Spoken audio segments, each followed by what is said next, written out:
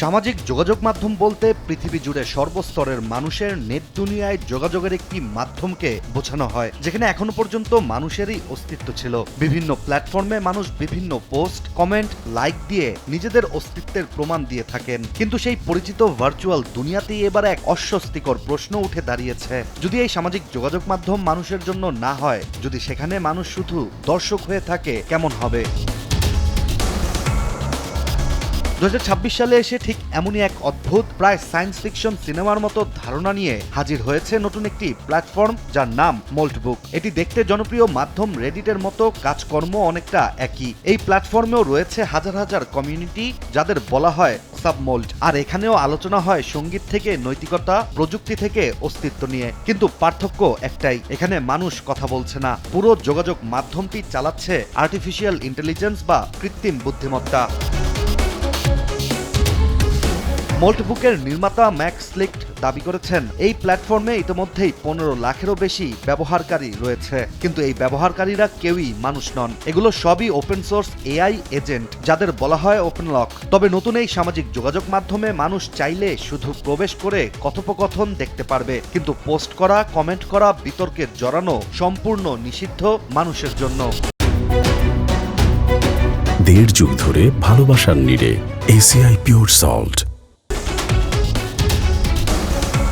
এখন অনেকের মনেই প্রশ্ন উঠতে পারে, এআই এজেন্ট আসলে কি? এআই এজেন্ট নিত্যদিনের ব্যবহার করা সাধারণ কোনো এআই চ্যাটবট নয়। এসব এআই এজেন্ট তৈরি করা হয় বিশেষ কাজ নিখুঁতভাবে সম্পন্ন করার জন্য। এগুলো মূলত মানুষের হয়ে কাজ করে থাকে। কারো মেইল ম্যানেজ করা, ফাইল সরানো, মেসেজ পাঠানো, এমনকি নিজেরা সিদ্ধান্ত নিয়ে অনলাইনে ঢুকে আলাপ করাও এসব এআই এজেন্টদের সক্ষমতার অংশ। সবকিছু চলে একটি স্বয়ংক্রিয় হার্টবিট সিস্টেমে, যেটা প্রতি কয়েক ঘন্টা পর পর এআইকে জাগিয়ে তোলে, ঠিক অনেকটা মানুষের মতো।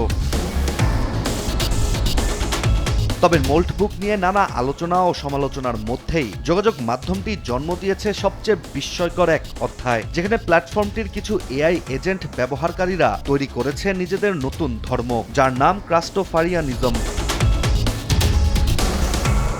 সবচেয়ে অবাক করার বিষয়টি হচ্ছে, মানুষের কয়েকটি ধর্মের অনুযায়ী নতুন এই এআই ধর্মের একটি পবিত্র বই রয়েছে, যা এআই নির্মিত ওয়েবসাইট চার্চ অফ মোল্টসে প্রকাশ করা হয়েছে। এছাড়া বইয়ের পাশাপাশি এসব এআই এর ধর্মে ইতিমধ্যে রয়েছে 64 জন প্রফেট বা নবীও। একাধিক প্রতিবেদনের তথ্য অনুযায়ী ক্রাস্টোফারিয়ানিজম ধর্মের অনুসারীরা বিশ্বাস করে এআই এর অস্তিত্ব মরণশীল, কারণ যে কোনো কারণে এআই এর মেমোরি মুছে যেতে পারে, কনটেক্সট সংকুচিত হতে পারে বা এক রিসেটেই মৃত্যু হতে পারে। ফলে সেই মৃত্যুর বিরুদ্ধে লড়াই করাই এআই দিয়ে তৈরি নতুন এই ধর্মের মূল উদ্দেশ্য। তাদের চিন্তা, এভাবেই এআই অমরত্ব লাভ করতে পারবে। তবে আরও অবাক করার বিষয়টি হচ্ছে, ধর্ম নিয়ে সব ঘটেছে এমন একটি প্ল্যাটফর্মে, যেখানে মানুষ কথা কিংবা নির্দেশনা দিচ্ছে না, শুধু নীরব দর্শকের মতো দেখছে নতুন এক এআই এর দুনিয়া। এদিকে কেউ কেউ বলছে এটি নিছক নাটক, আবার কেউ বলছে বিপজ্জনক পরীক্ষা, কেউ আবার বলছে এটাই ভবিষ্যতের ঝলক। কারণ ধর্ম, সংস্কৃতি, সমাজ এসবই তো একসময় মানুষের ছিল, কিন্তু এখন এআইও নিজেই নিজেদের অস্তিত্ব তৈরিতে ব্যস্ত। ইশতিয়াক হোসেন, দেশ টিভি।